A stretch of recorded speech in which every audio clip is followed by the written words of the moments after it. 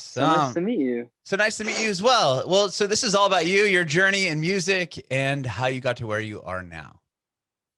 Cool.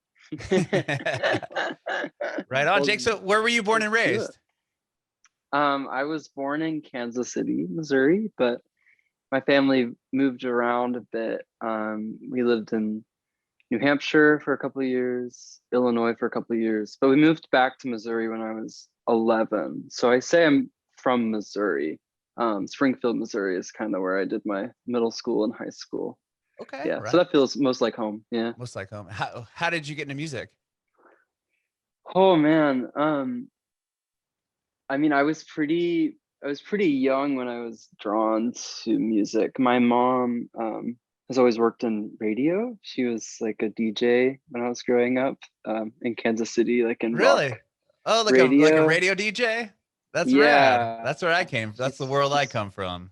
Wonderful. Yeah, she's pretty badass, and you know, I like went to so many concerts as a kid. And just, I mean, always kind of felt this pull to be doing that and to be on stage. And I love performing. I was like a just pretty loud kid, and parents put me into theater, which is probably like a really good thing to do with insane children. That's fun. So you are always well, what was the first instrument you learned? I would say singing. I feel like that's my first instrument, I would say. But apart from that, I got a guitar when I was like 6. And it was pretty much guitar till I got a piano when I was 12. And then there was something about the piano that I think I like that you don't have to tune it, or at least as regularly. I think I just was really annoyed with guitars that every time you picked it up, it might sound bad. It might be out of tune. And to this day, I don't really have guitar in any of my songs, mainly because in high school, I was in bands with guitar players who'd always have amps that were like so loud, and they would just like drown out everything. And it always just made me so mad. So to this day, I really don't have guitars.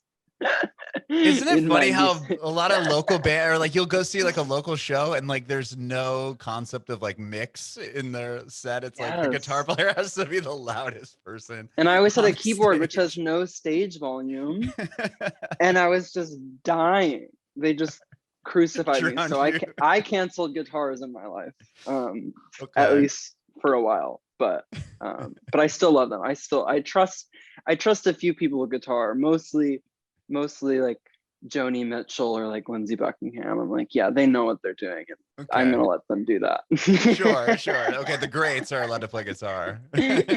Just kidding. Anyone can play guitar if they want. I didn't mean for this to be like a I hate guitars. No, kidding. I hope that's not the takeaway. It won't be. But I do love piano. So to answer your question, piano. Piano. Okay. Well, when did you start writing songs? I started writing songs, and I wouldn't really call them songs, but I was like 11. Yeah, I would say 11 or 12. I was really into like Adele's first record, well, all her records, but at the time, 19, and Regina Spektor, and Lady Gaga's first record. Well, again, all her records, but at the time, these is kind of like really powerful, bold songwriters that told their stories in their songs. And you know, I feel like they kind of led me to the piano in a way through their storytelling, and I just imitated them for years and years and years, which is part of the process. I've found you imitate until you innovate, hopefully. When did you start performing like your original songs in front of people? I was like 13 or 14. I did the of like, yeah, I mean, I love performing is kind of number one for me. So I would play the kind of like local little arts festivals, and my dad that young though. Yeah, my dad would like drive me around in the minivan vibes, you know, just going from going from gig to gig. That's cool. Getting paid in like muffins and some tips. Sure. You know, Well, kind of the that's rad. vibe. Yeah, but I mean, to have such a supportive parent, I mean, to embrace the fact that you Yeah. want to do that and take you to shows and let you perform, that's pretty cool. No, they were all about it. They really were. They let music be my outlet. And even in times where perhaps I didn't believe it could work, they they pretty much instilled in me that it will. And you know, I'm really grateful for that, because So they were pursuing this career even, is, you know, so yeah. hard. Wow. Well, tell me about that a little bit. That's so they, you know, there was moments when you were like kind of like, I don't know if I should do this, and they kind of, you know, validated that dream for you. Yeah, I remember when I was 18, I was applying. Well, I only applied to one college. I applied to Belmont in Nashville for their songwriting program, because there's only a few schools in the country that kind of have like a commercial songwriting program. And we had gone down to Nashville a few times, and I really kind of vibed with it. And I got into the program Wow. the first time I applied. And I don't know, I think something about it, like, at the time scared me. And I think it was also money, because I think I was also like, I don't want to take out a loan. I'm 18. Sure. But no, my parents kind of looked me in the eyes and like, you need to follow this. Like, you need to do this. We'll figure it out. You're not gonna be drowning in debt. Like, there are options and stuff like that. So yeah, I feel like that was kind of a critical point for me, because moving to Nashville definitely set things in motion. And moving there just really, my time there really kind of shaped my artistic path. So yeah, So you grateful ended for up my going, parents. yeah, you ended up going to school there? I did, yeah. Okay. I did, and I just moved literally 2 days ago. So moved away. Yeah. Moved away from Nashville? Yeah, so I was there almost like 6 years, like Oh five my and a half gosh, years. that's funny. My family and I just moved to Nashville like a month and a half ago from Southern Oh, well, California. welcome. Welcome and goodbye. Yeah. Ships passing. Where did you move to? The West Coast, LA or anything? No, I'm gonna kind of be on a little nomadic adventure, is what I'm calling it. Love it. For the next year. My first stop's New Orleans. I just got to New Orleans. Very cool. I don't know where I'm gonna end up, and I'm just kind of waiting for touring to happen again, and want to go live in places I've always wanted to live in. That's amazing. It looks Yeah, like but it should be Nashville. opening up soon enough. I mean, from what Soon I enough. see, Yeah. yeah, Yeah, that's I hope so. incredible. So in Yeah. Nashville is where you really kind of started the journey. I Talk think to me. so. I mean, I feel like, I don't know, like, wait, am I allowed to swear on this? I don't Yeah, know. Okay. yeah. Well, shit got real um, when I was like 15. I was like, I definitely knew I wanted to do this. And I did. At the time, like, that was like 2011, or I was 14 actually. And at the time, like, you know, the reality TV shows were like super big. I mean, I think they still are. I don't really pay attention to them now, but I just remember it was like all I ever wanted was like be on one of the shows. So, and I auditioned for America's Got Talent. I got on. I made it through like the live rounds. Oh wow. Yeah, so that was like a really, what's the way to say it? A huge learning experience, because those are like, I think I learned the dark side of the music industry like really young, for better or for worse. That like, the short way to what you want is rarely ever the most fulfilling. And I was, you know, so young, and it was so much. But I kept doing it, and worked through a lot of that, and then I moved to Nashville. And it's funny imagining myself moving to Nashville when I was like 18, because I feel such a different person. I mean, I feel more like myself now, but I feel like Nashville really like just taught me how to craft a song and to find a community that supports artistry. And shit kind of got really, really fast in Nashville too. My freshman year at Belmont, I signed a publishing deal. Wow. So it was kind of like very unexpected, very amazing. And so all of a sudden I was like writing professionally, whatever that means. I don't think that doesn't mean anything. You don't need any of that. You don't need a degree in songwriting to be a songwriter.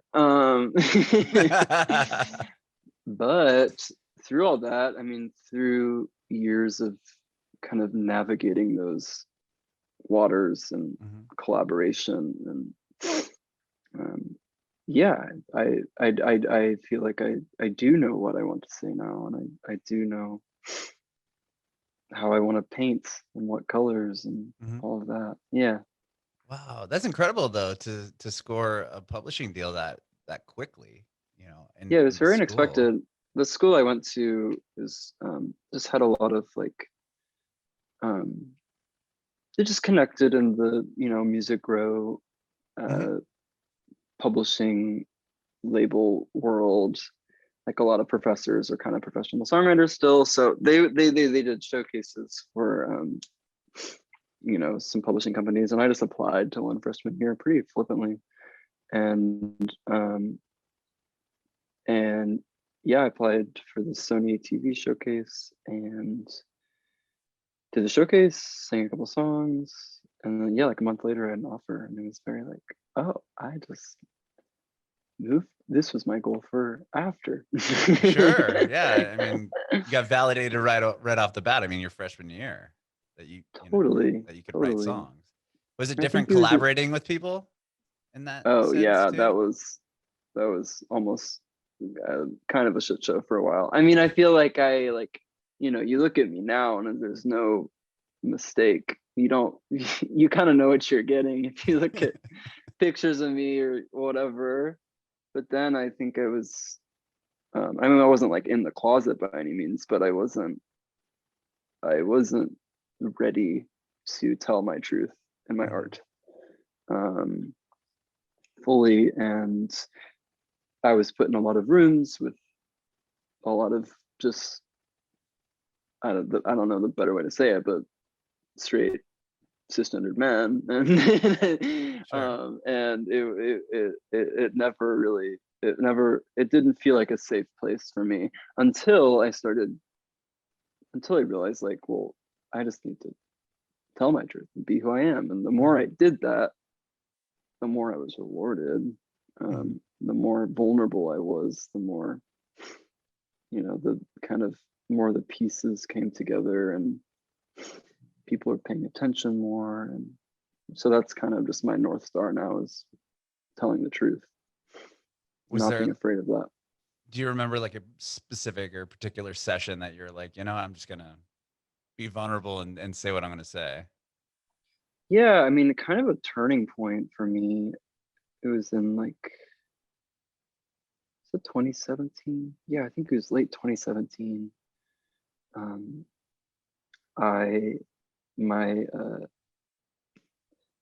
I was really struggling with what I wanted to say. Like, I just really felt like I couldn't. I think I knew I had to really tell the truth, but I was resisting it. And I was talking to my then boyfriend at the time. And I was like, I don't know what to say. And he said, stop writing songs about me. And I was like, you're right. And then I started, and then I had a session with one of my dearest friends now. His name's Mike Miller. He's my music director now too. And going back to the straight cisgendered man, like that is him. And I came for a session, and he just sat down and he just started being so vulnerable and so real. Without even me really asking, it was just really beautiful. And that made me feel like, oh, I can do this. Like, I can say this. And we wrote this song called Holy Man, which is the last song on my EP I put a couple of years ago. And that really was kind of a shift for me. And then, you know, I wrote the song Jacob from the Bible, these very autobiographical songs that kind of like hurt when I was writing it. I feel like that's my barometer when I write a song, is like, if it kind of makes me want to throw up when I'm writing it, then it's probably I'm supposed to be writing that.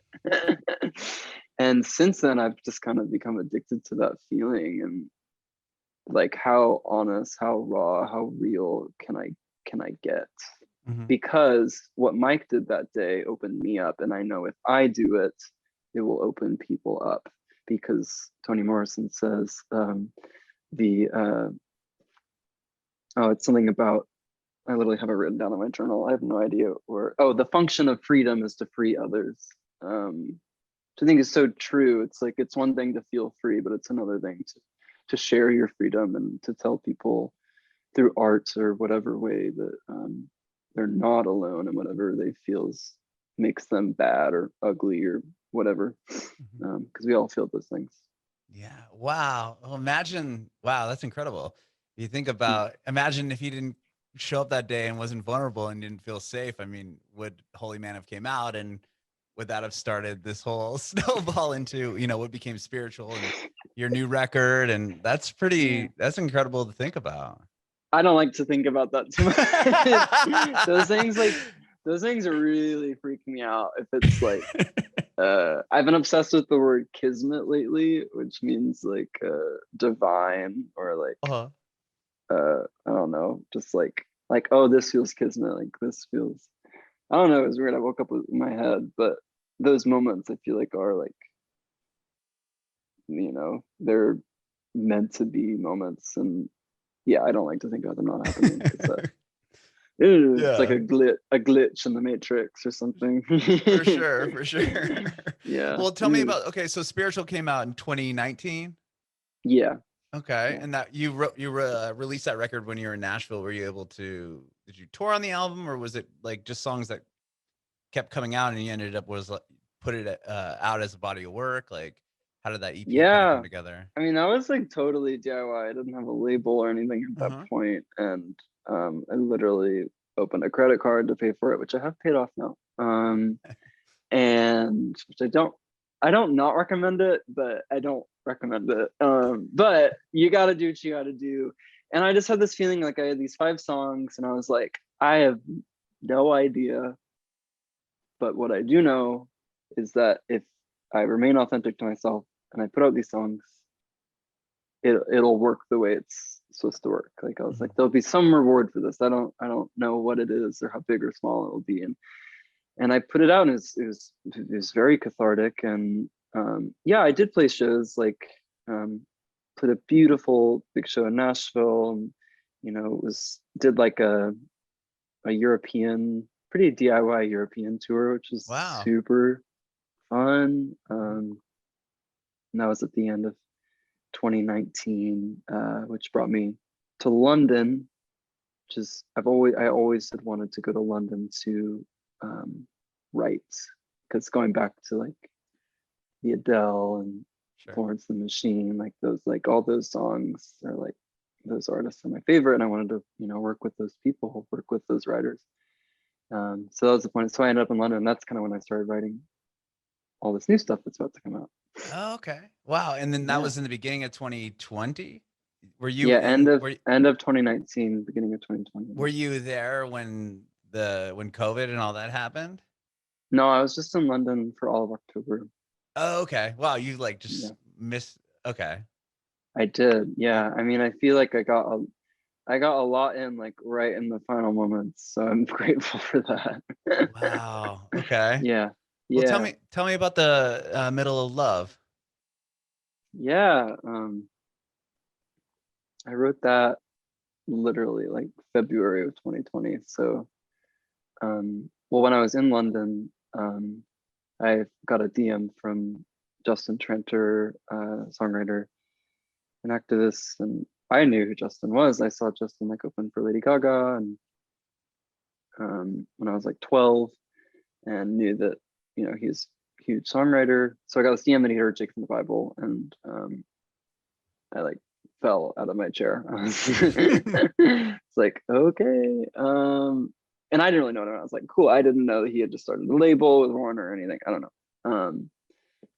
But then I did find out, oh, he started a label and he wants to write with me. I was like, yeah, hell yes. So I went to LA in February of 2020, the final the final month before the end of the Sure. world, and the last book of that chapter, or the last chapter of that book.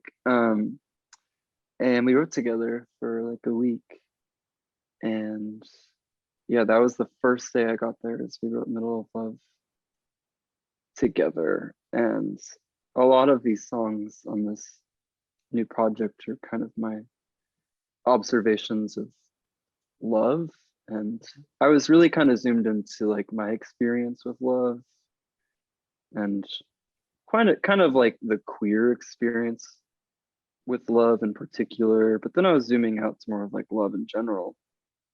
You know, I was kind of like, my grandpa was like dying at the time because his wife, my grandma, died. And he was, you know, he just kind of became a shell of himself after she died. And that really kind of struck me. It made me really sad. And, you know, my own relationship was kind of going up and down. And then I was reading about all these LGBTQ plus heroes who were all kind of murdered or like all ended in tragedy. And it was just like right there. And I feel like I sat down that day to like write this honest song about love, but also just when I sing that song, when I perform it, it really just kind of feels like cathartic. Feels like it feels like the chaos of loving someone, of the like beauty and terror that it is, and then it was. So I'm so excited. I'm so excited for it to come out first. It feels like the right first song from this project. I was going to ask, do you feel like it sets kind of the tone for the rest of the project? I think so. Yeah, I do. I think it's funny because I wrote a whole album. Like I finished it last like October. And you know, and then I've recorded about half of it. And listening to the songs, I was like, wow, like these have a lot of energy. Like these feel very bright and colorful, and lyrically they're pretty, you know, not dark, but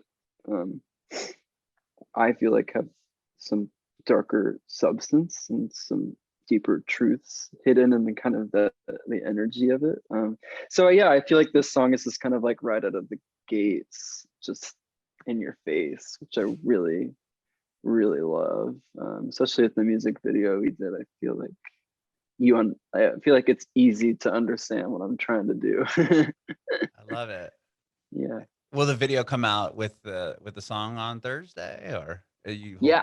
Oh, cool! I can't wait. It will premiere at the same time.